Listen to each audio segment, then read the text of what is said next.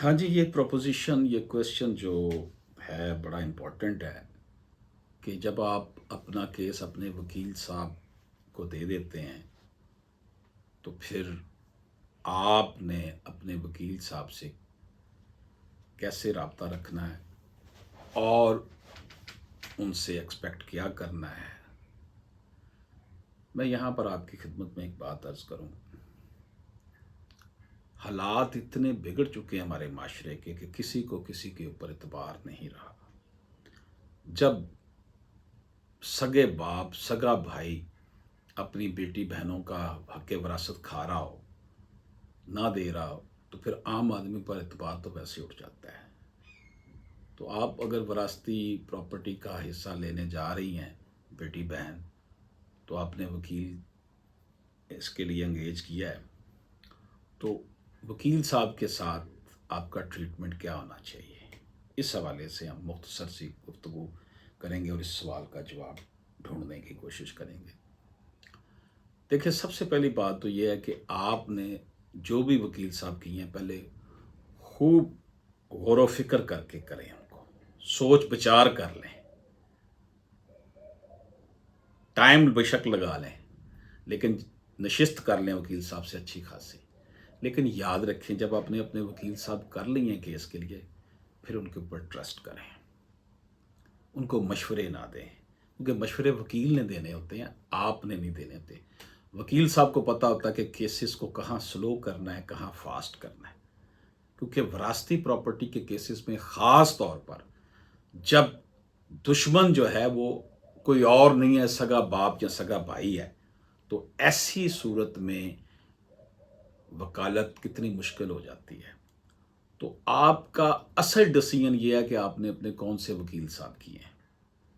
जब आपने इत्माद कर लिया है, तो फिर उनको, वकील साहब को दिन रात तंग मत करें, व्हाट्सएप पे मैसेज करके, फ़ोन करके, अब क्या होगा, अब उन्होंने ये कर दिया, अब उन्होंने ये कर दिया, अब हमने ये कर दिया। ये चीज़ें जो है ना, आपके वकील साहब के असाब पर जब आप तारी हो जाएंगे, तो आपका केस वो फिर उस तरह नहीं लड़ सकेंगे जिस तरह वो चाहते हैं, क्योंकि ये आपकी ये फील्ड नहीं है। अगर ये फील्ड आपकी होती तो फिर आप वकील क्यों करते, खुद ही अपना केस अदालत में ले जाते, खुद ही लड़ते।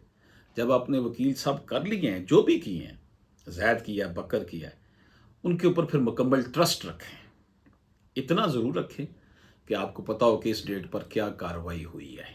लेकिन इंस्ट्रक्शन ना दें अपने वकील साहब को, मशवरे ना दें, क्योंकि आपने, ज़रूरतमंद तो दीवाना होता है, उसने कहना इसको ये भी कर दें, उसको ये भी कर दें, उसको ये भी कर दें। भाई, अगर ये सारा कुछ आपने खुद ही करना था, तो फिर आपने वकील साहब क्यों किए? आप खुद ही चले जाते अदालतों में, खुद ही केस लड़ते।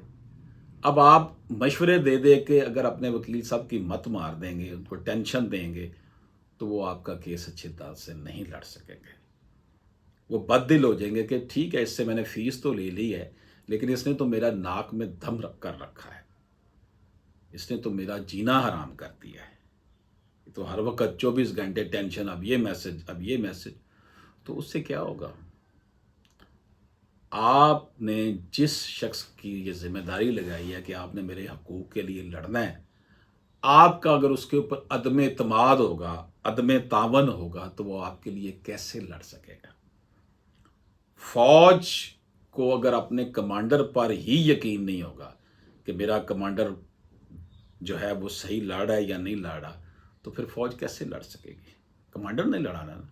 तो अब कमांडर को ही अगर फौजी इंस्ट्रक्शन देगा कि कमांडर साहब, जनरल साहब, आप अब ये करें, आप दाएं मुड़ जाएं, आप बाएं मुड़ जाएं, तो फिर उसने आपका केस खाक लड़ना है। ये रवैया बड़ा अफसोसनाक है। एक तो हमारा निज़ाम में अदल व इंसाफ इंतहाई कमज़ोर है, स्लो बहुत है, मसाइल हैं बड़े। केस सिविल कोर्ट में अगर आपके खिलाफ हुआ है, फिर डिस्ट्रिक्ट कोर्ट में ख़राब हो गया, हाई कोर्ट पे जाकर उसने ठीक होना होता है। ये 3 स्टेजेस हैं। लेकिन ये जो विरासती प्रॉपर्टी के क्लाइंट्स होते हैं, वो चाहते हैं जी बस अगर हम पहली अदालत में नहीं जीते तो आगे कैसे जीतना है। ये जो रवैया है ना, ये जब केस अपने वकील साहब को देते हैं, तो उस वक्त वो बड़े सबमिसिव होते हैं कि जी ठीक है, मेहरबानी करें, हमारा ये काम। लेकिन जैसे केस चलना शुरू होता है, वो कहते हैं जी वो हो अभी तक हमें हिस्सा हमारा मिला नहीं। भाई बाप ने 50 साल नहीं दिया, भाई ने 30 साल से दबा कर बैठा हुआ है, तो अदालती निज़ाम देखें आप।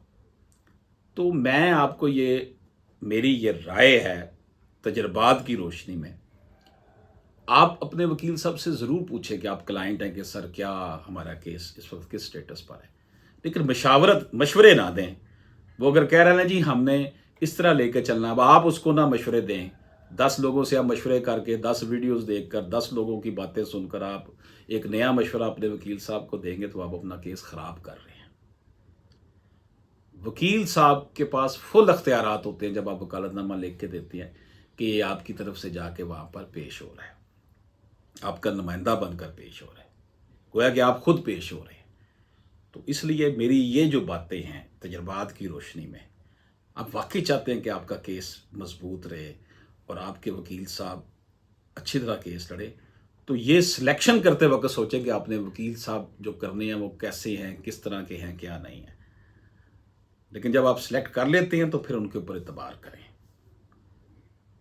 उम्मीद है कि आप मेरी इन मारूज़ात पर गौर करेंगे, और जब आपने केस करना है, किसी तरह का भी केस हो, तो अपने वकील साहब पर इतबार करना, इत्मीनान करना सीखें। बहुत शुक्रिया।